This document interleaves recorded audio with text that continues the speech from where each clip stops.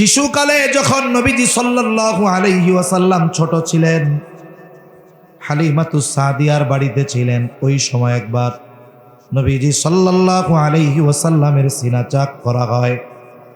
কেন করা হয়? নবীজির মধ্য থেকে শিশু সুলভ বিষয়গুলোকে বের করা ফেলা হয়।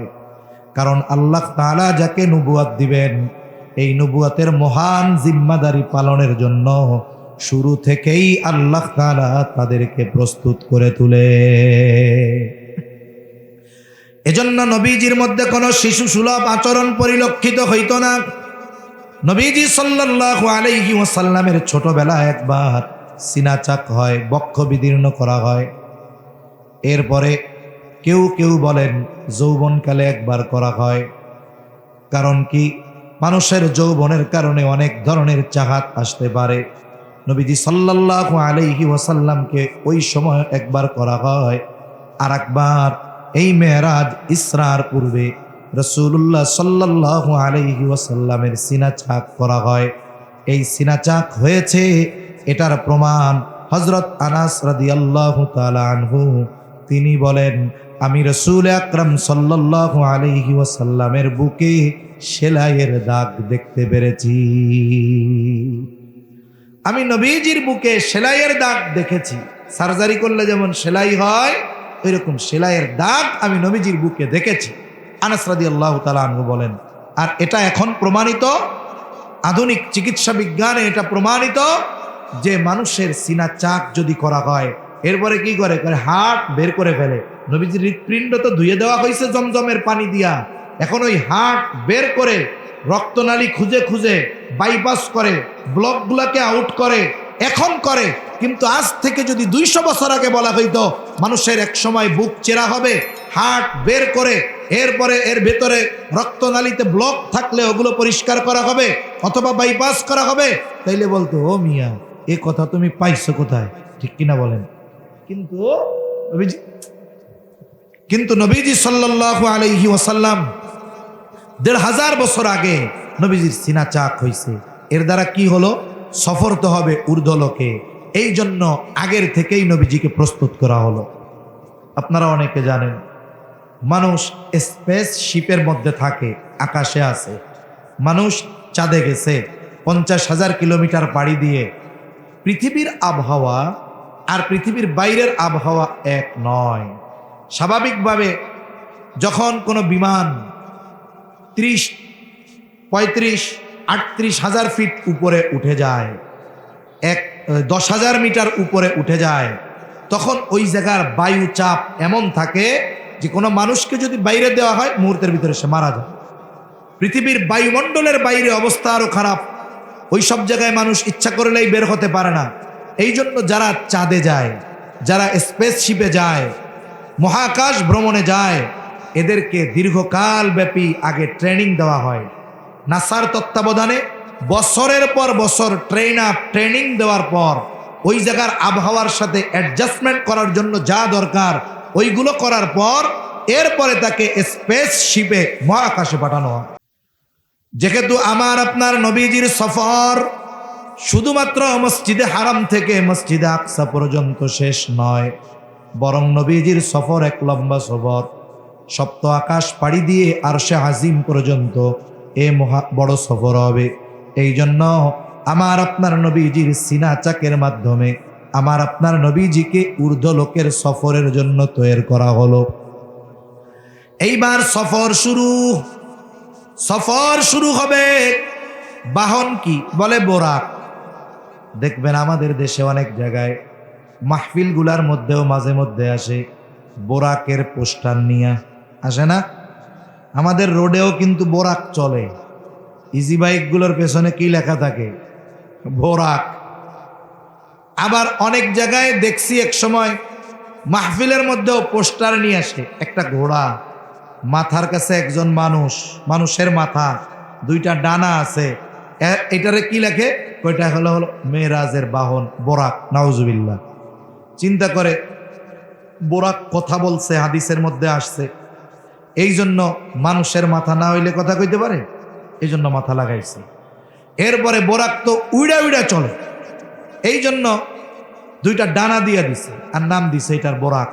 অথচ নবীজি সাল্লাল্লাহু আলাইহি ওয়াসাল্লাম বলেন ঘোড়ার চাইতে ছোট, খচ্চরের চাইতে বড় এই ধরনের একটা আকৃতির প্রাণী। এখন এটার গতি কত? অনেকে আবার ব্যাখ্যা করে প্রাণীটার নাম যেহেতু বোরাক, বারকুন শব্দের অর্থ হলো বিদ্যুৎ, তা এই প্রাণীটা বিদ্যুতের গতিতে চলে, এই জন্য এটার নাম হলো বোরাক। না না, যদি বিদ্যুতের গতিতে প্রতি সেকেন্ড বিদ্যুতের গতিতে ওটা চলে তাহলে সপ্ত আকাশ পাড়ি দেওয়া সম্ভব নয়। তাহলে বোরাকের গতিসীমা কত? বলে প্রতি পদক্ষেপে বোরাক এই পরিমাণ পথ অতিক্রম করে দৃষ্টিসীমার শেষ পর্যন্ত। মানুষের দৃষ্টিসীমা কত দূর? আমরা যেই চন্দ্র দেখি এটা 50,000 কিলোমিটার, সূর্য যেটা দেখি বলে দূরত্ব 9,30,00,000 মাইল। এরপরে যদি আকাশ পরিষ্কার থাকে রাতের বেলায় মিটি মিটি তারা দেখি, বলে এক একটা তারকা কোটি কোটি সূর্য গিলে ফেলতে পারে, ওইটাও আমরা দেখি, ওটাও আমাদের দৃষ্টির মধ্যে। বলে এই তারকার কাছে যদি কারো পৌঁছাতে হয় আলোর গতিতে, যদি সেকেন্ডে যদি 1,86,000 মাইল গতিতে ছুটতে থাকে, কোটি কোটি বছর পার হয়ে যাবে, ওই তারকার নাগাল দুনিয়ার মানুষ পাবে না। তাহলে দৃষ্টিসীমার শেষ পর্যন্ত মানে কি? যে এর গতি যে বিদ্যুতের গতি তা নয়, এর গতি যে আলোর গতি তা নয়, বরং হাদিসের মধ্যে আসছে এর প্রতি পদক্ষেপ হলো দৃষ্টিসীমার শেষ পর্যন্ত। এত গতি সম্পন্ন একটি বাহন দিয়ে আল্লাহ তাআলা আমার আপনার নবীজির সফর করিয়েছেন। রাসূল আকরাম সাল্লাল্লাহু আলাইহি ওয়াসাল্লামের সফর শুরু ইসরা। ইসরা হলো জমিন থেকে জমিনে যেই ভ্রমণটা হয়েছে সেটা হলো ইসরা। এবার নবীজি সফরের জন্য প্রস্তুত, বাহনও প্রস্তুত, সফর শুরু। আল্লাহ তাআলা কোরআনুল কারীমে সূরা বানী ইসরাঈলের মধ্যে এই সফরের কথা আল্লাহ তাআলা বলেন, সুবহানাল্লাযী আসরা বিআবদিহি লাইলাম মিনাল মাসজিদিল হারামি ইলাল মসজিদিল আকসা। আল্লাহ রাব্বুল আলামিন বলেন, পবিত্র সেই সত্তা, সুবহানাল্লাযী আসরা বিআবদিহি, যিনি তার বান্দাকে রাতের বেলায় ভ্রমণ করিয়েছেন, লাইলাম মিনাল মসজিদিল হারামি ইলাল মসজিদিল আকসা। এই ভ্রমণটা গোটা রাত ব্যাপী হয়েছে এমনটা নয়, বরং আল্লাহ তাআলা জানায় দেন এই ভ্রমণটা হয়েছে রাতের কিছু অংশে। ওই সময়ের মাসের পর মাসের পথ, মুহূর্তের ভিতরে আল্লাহ সুবহানাহু ওয়া তাআলা আমার আপনার নবীজিকে সফর করিয়েছেন মসজিদুল হারামি ইলাল মসজিদুল আকসা। তিনি তার বান্দাকে রাতের কিছু অংশে মসজিদুল হারাম থেকে মসজিদে আকসা পর্যন্ত সফর করিয়েছেন। এই সফরটা করানোর উদ্দেশ্য কি? আল্লাহ তাআলা বলেন, আল্লাযী বারাকনা হাওলাহু লিনুরিয়াহু মিন আয়াতিনা। এই সফরটা করানোর উদ্দেশ্য হলো এই পৃথিবীতে যত নবী রাসূল এসেছেন, যত পয়গম্বর আলাইহিমুস সালামের আগমন ঘটেছে, অধিকাংশের আগমন মসজিদে হারাম থেকে মসজিদে আকসার এই এরিয়ার মধ্যে। এই জায়গাটার মধ্যে আল্লাহ তাআলার অনেক নিদর্শন আছে। এই নিদর্শনগুলো আল্লাহ তাআলা দেখায়া দেখায়া তার হাবিবকে সফর করিয়েছেন। এখন কথা হলো, আর একটু দূরে যাইতে পারলো না? মসজিদে আকসা পর্যন্ত কেন? বলে মসজিদে আকসার ব্যাপারে আল্লাহ বলেন, আল্লাযী বারাকনা হাওলাহু লিনুরিয়াহু মিন আয়াতিনা। এর চতুর্পাশে আশেপাশে অনেক বরকতময় নিদর্শন আছে, এগুলোকে আমার আপনার নবীজিকে দেখানোর জন্য স্থলপথে আল্লাহ ভ্রমণ করিয়েছেন। এখন নবীজি সাল্লাল্লাহু আলাইহি ওয়াসাল্লাম পৌঁছায়া গেছেন কোথায়? মসজিদুল আকসা।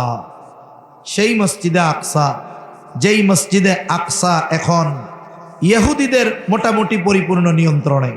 কারণ মুসলমানেরা নামাজ পড়ার জন্য নিজেরা ইচ্ছা করলে ঢুকতে পারে না, বরং মসজিদে ঢোকার জন্য ইসরায়েলি বাহিনীর অনুমতির প্রয়োজন হয়। অবস্থা হলো এইরকম। এটা হলো রাসূল আকরাম সাল্লাল্লাহু আলাইহি ওয়াসাল্লামের মেরাজ শুরুর স্থান।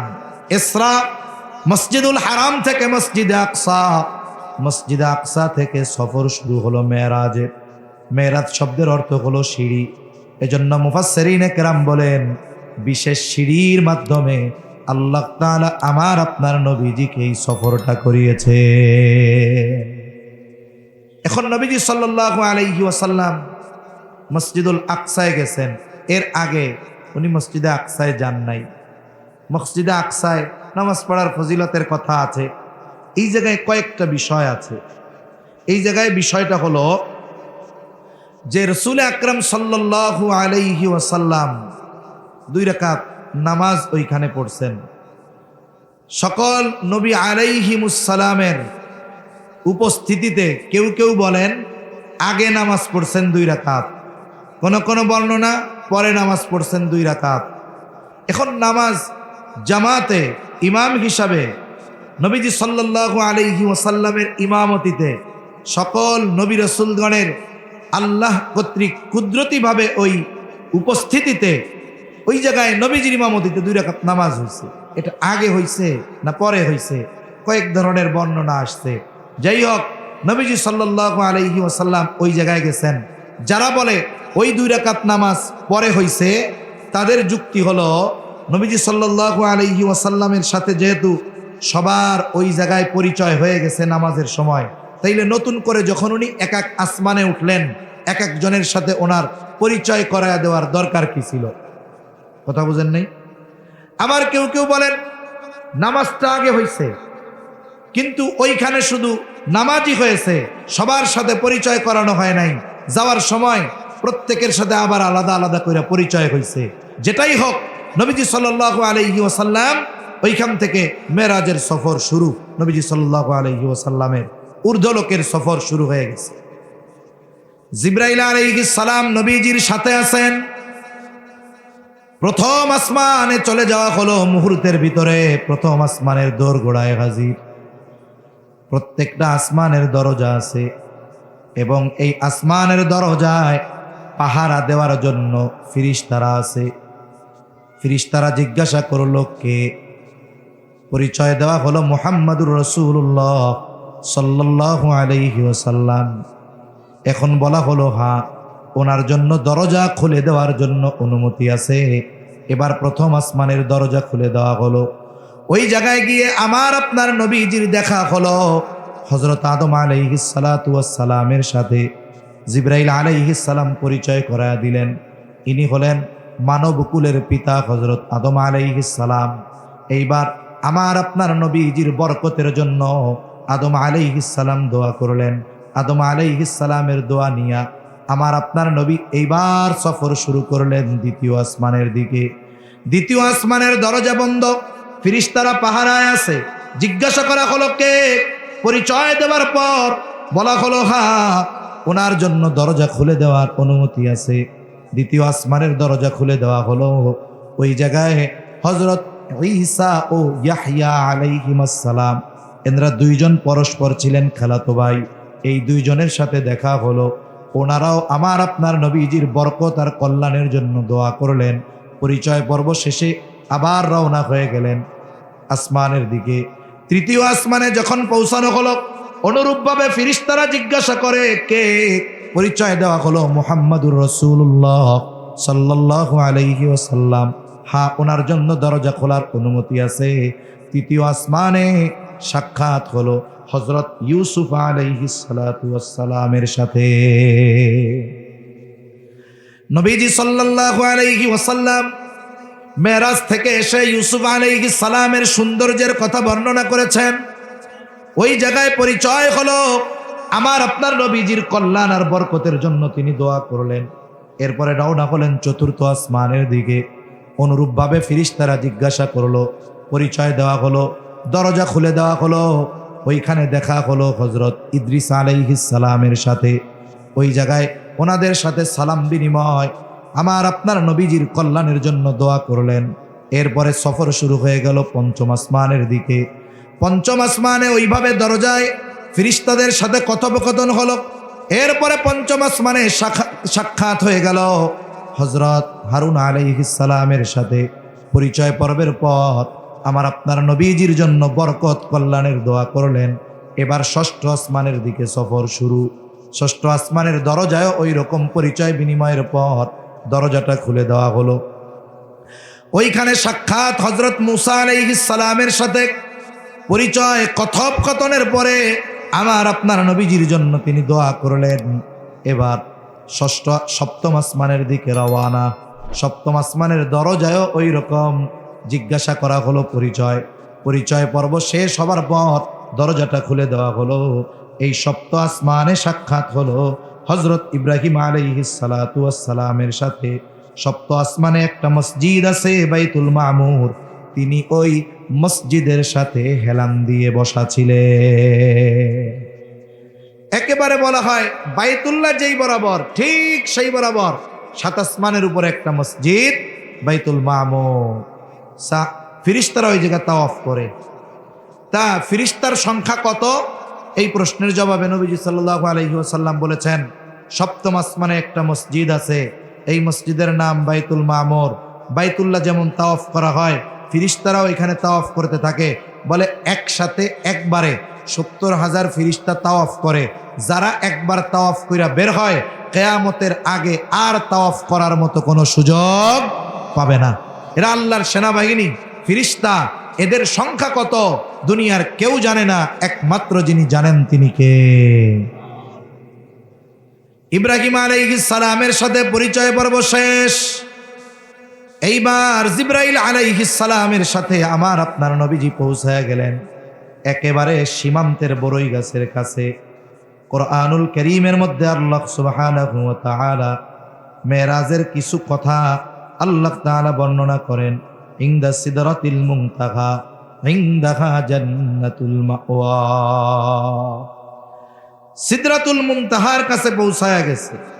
আর এই জায়গায় জিবরাইল আলাইহিস সালাতু ওয়াস সালামকে তার নিজস্ব আকৃতিতে আমার আপনার নবীজি দ্বিতীয়বার দেখছেন। সুবিশাল এক আকৃতি, এই আকৃতিতে নবীজি দ্বিতীয়বার জিবরাইল আলাইহিস সালামকে দেখছেন। এখন ওনারা পৌঁছায় গেছে কোথায়? সিদরাতুল মুনতাহায়। এখন জিবরাইল আলাইহিস সালাম বলতেছেন, এখন আর আমার যাওয়ার অনুমতি নাই, এখনকার সফর একা। আর এই সিদরাতুল মুনতাহা সীমান্তের বড়ই গাছ, এর এক একটা বড়ই নবীজি বলেন হাজারের একটা মটকা আছে পরিমাপের। আমাদের অঞ্চলে কলস বা কোলা বলে, ওই একটা সাইজ আছে আর কি। ওই রকম এক একটা বড়ই, পাতাগুলো হাতির কানের মতো, একটা একটার সাথে বাড়ি খায়, সুন্দর আওয়াজ হয়। আর এটা কোথায়? এটা হলো জান্নাতুল মাওয়ার নিকটে। এই বিষয়টা নিয়ে আমাদের দেশে অনেকে মেরাজের ঘটনা খুব ফুপায়া সাজায়া সুজায়া বলে। কি বলে? মেরাজের ঘটনা তো অনেক ওয়াইজ করে না, এরকম খুব টান দিয়া করে। মূল কথাগুলো তো বলে না, বরং দেখা যায় যে কথাগুলো বলে এগুলো বলার কোনো প্রয়োজন নাই। কানে হাত দিয়া খুব এস্ক নিয়া টান দিয়া মেরাজের ওয়াজ আপনারা শুনছেন না? কানে টান দিয়া বলবে। নবীজিকে নিয়ে যখন জিবরাইল আলাইহিস সালাম সিদরাতুল মুনতাহায় পৌঁছা গেলেন, এবার জিবরাইল আলাইহিস সালাম বলে, ইয়া রাসূলুল্লাহ, আমার সীমান্ত শেষ, আমার এখন স্টপ, আমার সামনে যাওয়ার আর কোনো অনুমতি নাই। আমি যদি আর এক কদম সামনে যাই, আমার ৭০,০০০ নূরের পালক মুহূর্তে পুড়ে ছাই হয়ে যাবে। আমরা তো কই মারহাবা মাশাআল্লাহ, হ্যাঁ এরকম ওয়াজ চলে না? চলে, এগুলো আমরাও পারি। তা যাই হোক, এই যে মানুষ কইছে মারহাবা মাশাআল্লাহ, অথচ এইরকম কোন কথা মেরাজের ঘটনার সাথে না। একেবারে বানায়া ফুপায়া সত্য ঘটনাকে মিথ্যার প্রলেপ দিয়ে মূল বিষয়টাকে গোপন করা হয়। মেরাজের মূল উদ্দেশ্য মানুষের কাছে পৌঁছানো হয়। এবারের সফর আমার আপনার নবীজির একা। আমি অল্প কথা, মূল কথাগুলো বলছি। এবার আল্লাহ তাআলার সাথে আমার আপনার নবীজির মোলাকাত, সাক্ষাৎ, মিটিং, দূরত্ব কতটুক? হাদিসের মধ্যে আসছে যে আমার আপনার নবীজি আল্লাহকে দেখছে। আর এক বর্ণনা দেখে নাই। যদি দেখে থাকে, বলে আল্লাহ তাআলা আমার আপনার নবীজিকে নিয়ে গেছেন এমন এক জগতে যেটার সাথে দুনিয়ার এই জগতের কোনো সম্পর্ক নাই। বলে এই মিয়া, আমরাও তো আল্লাহকে ইনশাআল্লাহ দেখব, প্রাণ ভরে দেখব, কিন্তু দুনিয়া তো এমন জায়গা, এখানে তো দেখা সম্ভব নয়। কিন্তু ওই জগতের কথা ভিন্ন। আল্লাহ যদি চায় হাবিবকে দেখা দিতে, হতে পারে, কোনো ব্যাপার না। তবে উভয়ের মধ্যে নৈকট্য কতটুকু? সুম্মা দানা ফাতাদাল্লা ফাকানা কাবা কাউসাইনি আও আদনা, এক ধনুক পরিমাণ দূরত্ব অথবা তার চাইতে কম। এত কাছাকাছি, আল্লাহ তাআলার এত নিকটে আমার আপনার নবীজি। এইবার হাবিবের সাথে কথা হলো। আল্লাহ সুবহানাহু ওয়া তাআলা তিনটা জিনিস আমার আপনার নবীজিকে দিয়েছেন। এক নাম্বার সূরা বাকারার শেষ আয়াতগুলো। দুই নাম্বার, যদি কোনো বান্দা শিরিক না করে তার ব্যাপারে ক্ষমার নিশ্চয়তা। আর আমাদের জন্য 50 ওয়াক্ত নামাজ। কয় ওয়াক্ত নামাজ? 50 ওয়াক্ত নামাজ। তিন জিনিসের এক নাম্বার কি? শিরিক যদি না করে তার ব্যাপারে ক্ষমার ঘোষণা। দুই নাম্বার সূরা বাকারার শেষ আয়াতগুলো। তিন নাম্বার 50 ওয়াক্ত নামাজ। এখন আল্লাহর কাছ থেকে কথোপকথন শেষ, হাদিয়া নিয়া নবীজি সাল্লাল্লাহু আলাইহি ওয়াসাল্লাম ফিরতেছেন। ফেরার পথে মূসা আলাইহিস সালাতু ওয়াস সালাম বলতেছে, আল্লাহ তাআলার কাছে তো গেলেন, কি হাদিয়া দিছে? বলে এইটা এইটা আর 50 ওয়াক্ত নামাজ। তো বলছে আপনার উম্মত পারবে না, আপনি আল্লাহর কাছে ফরিয়াদ করেন কমানোর জন্য। 5 কমানো হইল। এভাবে কমতে কমতে সর্বশেষ শূন্য বাদে আছে কয় ওয়াক্ত? 5 ওয়াক্ত। এরপরেও মূসা আলাইহিস সালাম বলতেছে আপনার উম্মত এটাও ঠিকমতো পড়বে না, আপনি আল্লাহর কাছে গিয়া বলেন। নবীজি সাল্লাল্লাহু আলাইহি ওয়াসাল্লাম লজ্জা পাইতেছে। 50 থেকে কুমাইয়া আনছি 5-এ, 45ই নাই। এখন আবার যাই কেমনে? অনেক মানুষ মনে মনে কয়, আহারে নবীজি যদি আর একবার যাইতো তাইলে মনে হয় শুক্রবার ছাড়া আর নামাজ পড়া লাগতো না। বুঝেন নাই? প্রত্যেকবারে যাইয়া 5 কমাইছে, কোনোবারে 10 কমছে। যদি আর একবার কোনো মতে যাইতো তাইলে কমাবে আর কি, তাইলে মনে হয় সপ্তাহে একদিন। আমি বলি যদি ওইটাই হইতো তাইলে যারা চিন্তা করতেছে ওরা গোটা হায়াতে একদিনও জুমার নামাজই পড়তো না। এখন তো সপ্তাহে একদিন হাজিরা দেয়, ওই সময় সাপ্তাহিক নামাজটাও পড়তো। এখন এই 5 ওয়াক্ত নামাজ। তবে আল্লাহ তাআলা প্রতিদানের ক্ষেত্রে কোনো কমতি দেন নাই। কারণ আল্লাহ তাআলা যেই প্রতিদান ঘোষণা করেন ওটার থেকে কমান না, কিন্তু বান্দার ক্ষেত্রে আল্লাহ সহজ করেন। আমলের ক্ষেত্রে নবীজিকে আল্লাহ জানায় দিলেন, হাবিব 50 ওয়াক্ত নামাজ ছিল, এখন আপনার উম্মত 5 ওয়াক্ত পড়বে। বলে 5 ওয়াক্ত পড়বে, তবে 50 ওয়াক্তের সওয়াব আমি আল্লাহ তাকে দিয়ে দিব।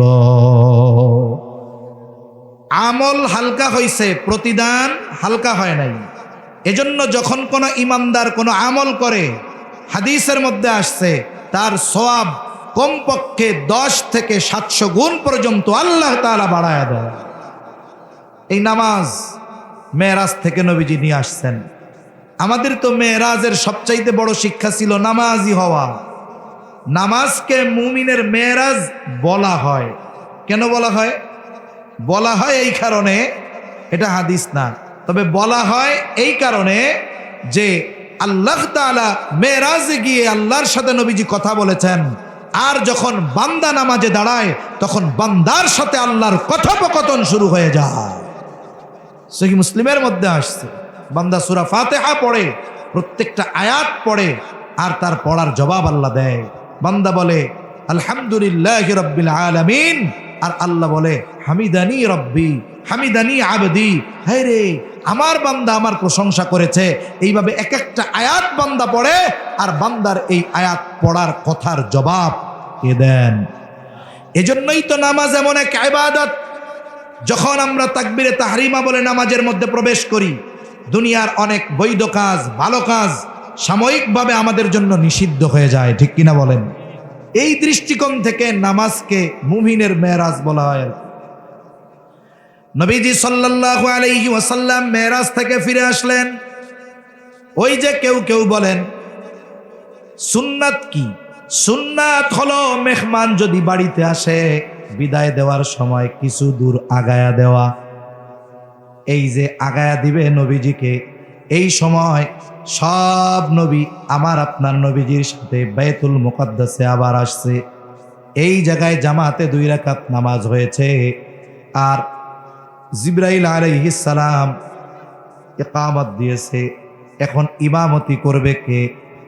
ইব্রাহিম আলাইহিস সালাম আমার আপনার নবীজিকে সামনে ঠেলে দিয়েছে। আমার আপনার নবীজি সকল নবীদের ইমাম হিসাবে নামাজ আদায় করিয়েছেন। এজন্য আমার আপনার নবী হলেন নবীদেরও নবী, আমার আপনার নবীজি হলেন নবীদের ইমাম। এবার নবীজি সাল্লাল্লাহু আলাইহি ওয়াসাল্লাম ফিরে আসলেন মক্কায়। পরের দিন সকালবেলায় এই গুরুত্বপূর্ণ বিষয়টা সবার কাছে বলা দরকার, সবার কাছে জানানো দরকার। নবীজি সাল্লাল্লাহু আলাইহি ওয়াসাল্লাম চিন্তা করতেছেন কি করা যায়।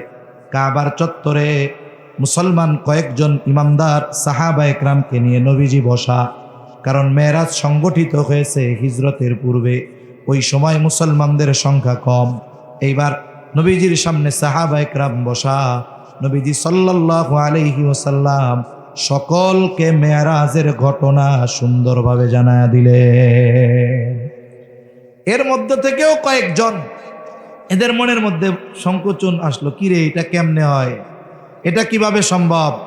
আর এই ঘটনা শুইনা আবু জেহেল ওতবা সাহেবা বলে, পাইছি এইবার এই ঘটনা আর দুনিয়ার কোনো মানুষরে বিশ্বাস করানো লাগবো না। এখন ওই মজলিসে হযরত আবু বকর সিদ্দিক রাদিয়াল্লাহু তাআলা আনহু ছিলেন না। আবু বকর ছিলেন রাসূল আকরাম সাল্লাল্লাহু আলাইহি ওয়াসাল্লামের বিশ্বস্ত সবচাইতে কাছের বন্ধু। চিন্তা করছে, তাইলে আবু বকর তো নবীজির পক্ষে সবচাইতে কঠোর অবস্থানে, তাইলে এই ঘটনা আগে আবু বকরের বইলা আসি। সে যদি অবিশ্বাস করে যে না এইটা সম্ভব নয়, আর কিছু লাগবে না, বাকি সবাই এমনিই বলবে যে এই ঘটনা বিশ্বাস হয় না। এই জন্য গেছে আবু বকর রাদিয়াল্লাহু তাআলা আনহুর কাছে, গিয়া বলে, আবু বকর শুনছনি ঘটনা কি হইছে? তোমাদের নবী তো এক ঘটনা কইছে। কি ঘটনা? বলছে এই নাকি ঘটছে। এক রাত্রের কিছু অংশে মসজিদে হারাম থেকে মসজিদে আকসায় গেছে, ওইখান থেকে 7 আসমান ভ্রমণ কইরা জান্নাত জাহান্নাম সব দেখা এরপরে নাকি রাত শেষ হওয়ার আগে আবার বাইতুল মুকাদ্দাসে আইসা রাত শেষ হওয়ার আগেই আবার মক্কায় চলে আসছে। আবু বকর বলতেছে, সত্যি নবীজি বলছে? একটু শিওর হওয়ার জন্য কয়, আরে মিয়া নিজ কানে একটু আগে শুনে আইছি আমরা, একা কইতেছি সবাই মিলা, তাইলে নবী যেহেতু বলছে এটা সত্য, কোনো সন্দেহ নেই। ওরা চিন্তা করলে, হায় রে হায়, কি উদ্দেশ্যে আসলাম আর কি হইল। আবু বকর উপাধি হয়ে গেল সিদ্দিক, কোনো ডাউট না, কোনো সন্দেহ না। এই কথাও বলে নাই আচ্ছা আমি নবীর থেকে শুনে আসি, এটাও বলে নাই। শিওর হইছে যে ওরা সত্যি কথা বলতেছে কিনা। যখন দৃঢ়তার সাথে বলছে হ্যাঁ নিজ কানে আমরা একটু আগে শুনে আসছি, ওরা মনে করছে মনে হয় বিশ্বাস করবে না। যখন বলছে নবীজি যেহেতু বলছে এটা কোনো সন্দেহ নাই, এটা বাস্তব, এদের আশার গুড়ে বালি। এবার ফিরে আসছে, এবার বলতেছে যাই তো যেহেতু মক্কা থেকে বাইতুল মুকাদ্দাসে গেছো, ওই জায়গায় আমাদের একটা বাণিজ্য কাফেলা আছে, কোন জায়গায় তুমি তাদের দেখছো? নবীজি বলছেন অমক জায়গায় দেখছি, অমক দিন তারা এলাকায় পৌঁছাবে। কেন? আগের সফরের একটা মঞ্জিল নির্ধারিত ছিল। মানুষেরা কোনো জায়গায় যাওয়ার ক্ষেত্রে এই মঞ্জিল বা স্টপেজ এটাকে ফলো করতো, নইলে রাস্তাঘাটের সমস্যা।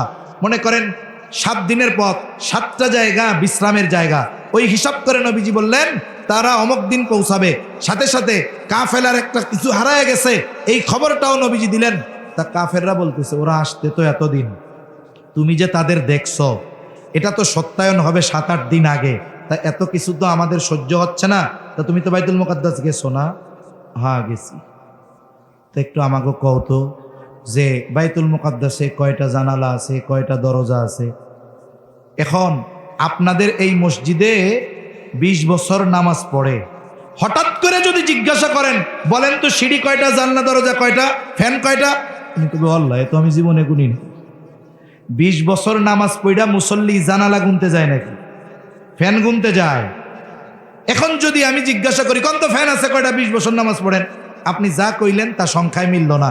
এখন যদি আমি কই আপনি কি নামাজ পড়লেন, ফ্যান কয়টা মসজিদে আছে এটাই জানেন না, এটা কি যৌক্তিক কথা? আমার আপনার নবীজি কি বাইতুল মুকাদ্দাসের দরজা জানালা সিঁড়ি এগুলো গুনতে গেছে? নবীজি তো এই জন্য যায় নাই। ওই যে বরকতময় স্থান সমূহ আল্লাহ তাআলা আমার আপনার নবীজিকে দেখানোর জন্য নিছে। 2 রাকাত নামাজ পড়ছে এইটুকু সময়। এখন ওরা যখন জিজ্ঞাসা করছে, সামনে অনেকের মনের মধ্যে তখন কি টালমাটাল, উনি যদি সত্যই এত দূর যাইয়া থাকে, আসমানে যাইয়া থাকে, তাইলে দরজা জানলা কয়টা আছে এটা কইতে ওনার কোনো সমস্যা না তো। নবীজিও চিন্তা করতেছেন আমি তো গুনি টুনি নাই, জিজ্ঞাসা তো কইরা বসছে, ঘটনাটা সত্য, এখন আছে কয়টা এটা তো আমিও জানি। হাদিসের মধ্যে আসছে, যখন তারা প্রশ্ন করলো বলো দরজা জানালা সিঁড়ি সবগুলা কয়টা কও, তুমি যেহেতু সত্যই বাইতুল মুকাদ্দাসে গেছো তাহলে বলো। আবার তুমি তো বলতে পারবা, কারণ তুমি মক্কা থেকে মসজিদুল আকসা সেখান থেকে আরশে আজিম সফর করেছ, এটা তো বলা কোনো ব্যাপারই না। আসলে তো নবীজি গোনে নাই, আর আমার আপনার নবীজি তো আলিমুল গায়েব নয় যে তিনি ওইটাকে এখান থেকে বসে বসে দেখে তিনি বইলা দিবেন। হাদিসের মধ্যে আসছে নবীজি বলেন ফাজালাল্লাহু লি বাইতুল মুকাদ্দাস ফাতাফিকতু উখবিরুহুম নবীজি সাল্লাল্লাহু আলাইহি ওয়াসাল্লাম বলেন আমার সামনে বাইতুল মুকাদ্দাসকে তুলে ধরা হলো, ফাতাফিকতু উখবিরুহুম আন আয়াতিহি ওয়া আনা আনজুরু। জিবরাইল আলাইহিস সালাম আল্লাহ তাআলার বিশেষ কুদরতে আমার সামনে বাইতুল মুকাদ্দাসকে তুলে ধরা হলো, আর আমি দেখে দেখে বাইতুল মুকাদ্দাসের ব্যাপারে কাফেরদের সব প্রশ্নের জবাব দিয়ে দিলাম। এত কিছুর পরেও কি কয় এটা জাদুকর, লাস্টে কি কয় চিন্তা করছো সব কইয়া দেয়। এখন বিষয় হলো এই মেরাজ সংগঠিত হয়েছে, কোনো সন্দেহ আছে? এর উপরে আমাদের ঈমান রাখতে হবে, কোনো সন্দেহ নাই। অনেকে সংশয় সন্দেহ মনের মধ্যে ঢুকায়া দিবে যে না এটা সম্ভব নয়, সশরীরে যাবে কেমনে, ঊর্ধ্বলোকের আবহাওয়া অতিমাত্রায় তাপ মুহূর্তের ভিতরে গলে যাওয়া সম্ভব।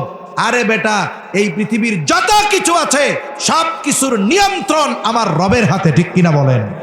সেই রব যদি সকল প্রতিবন্ধকতাকে দূর করে তার হাবিবকে আরশে আজিমে নেয়, পৃথিবীর কোন শক্তি আছে আমার আপনার নবীকে ঠেকায় রাখবে? আছে।